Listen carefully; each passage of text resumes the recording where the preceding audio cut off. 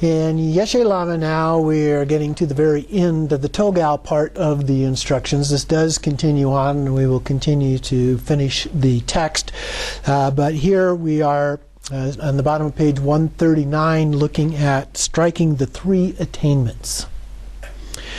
So third, striking the nail of the three attainments is as follows. The quote continues, by striking the nail of the three attainments, that's outer, inner, and secret, the contaminated body vanishes. Excuse me. Thus, if words that convey the same meaning are not continually repeated, the meaning may not be fully understood. Once mastery over outer appearances is gained, circumstantial phenomena arise as pure lands. So that's the first attainment, is the pure lands.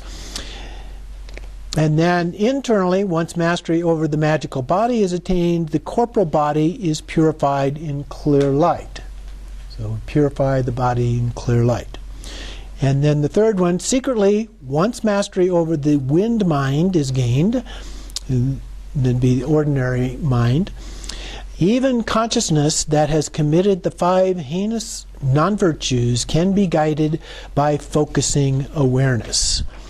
So being able to just focus our awareness, being aware all the time, so to speak, is the third one of the attainments. So those are the three things that it talks about being necessary in terms of outer, inner, and secret.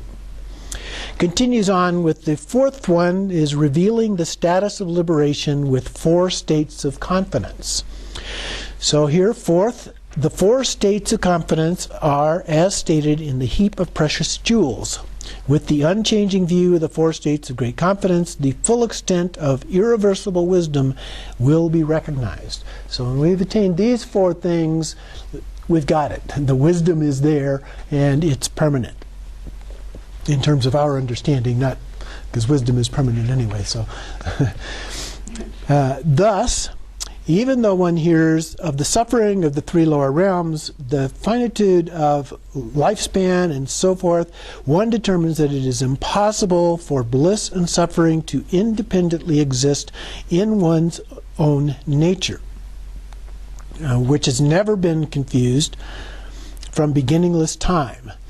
So bliss and suffering can't be independent from each other, and so at the same time. They are the nature. And then they have the actual four attainments here, or confidences here. The first one, the confidence of not fearing the lower realms is aroused, and when awareness arrives upon the ground, even the name samsara no longer exists. So this is the confidence of not fearing the lower realms. The second one, this is why there will be the confidence of no longer anticipating the ripening of cause and result. In this way, through liberation, the innate nature of phenomena, the thought of this is happiness no longer occurs. Since there is no independent state beyond sorrow, there will be the confidence of not hoping for anything to be attained. So that's the third one. Even though hearing about the immeasurable qualities of the victorious ones, except for encountering one's own true nature, one will know that there is not even a hair tip's worth of something else that becomes a Buddha. So it's not something beyond us, it's not something outside of us or anything like that. By encountering this very nature, there will be confidence, this is the fourth one, that joy and sorrow are pure in the nature of evenness. So just to review those again, the first one is confidence of not fearing the lower realms. The second one is confidence of no longer anticipating the ripening of cause and result. The third one is confidence of not hoping for anything to be obtained. And the fourth one is confidence that joy and sorrow are pure in the nature of evenness. Okay. Once one has perfected these four states of confidence, the instructions for entering the Citadel of Enlightenment are as follows. It states in Vajrasattva's Mirror of the Heart Tantra, there are two states of enlightenment. One is the perfected and the other is manifest. The first one, the state of fully perfected Buddhahood, and the state of fully manifest Buddhahood. So the first one is fully perfected Buddhahood means to achieve enlightenment without any trace of corporal body remaining. Okay? So completely vanishes, no evidence at all.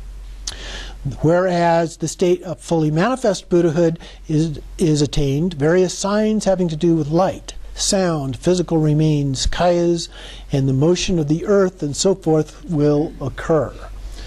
So the first one is the great transcendence, and then the second one is a rainbow body. So thus, concerning the first, this includes the great Chetsun, who's identified down here as Chetsun Sengi Wangchuk, the great Chetsung and all those who preceded him who were famous for their actual accomplishment.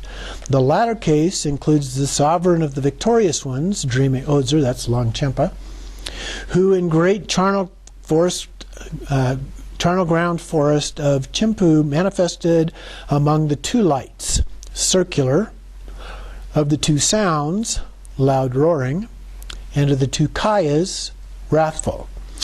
He manifested both the sacred remains and relics that cannot be destroyed by the elements, while a great earthquake thundered, roared, shook, trembled, hammered, and pounded with great force.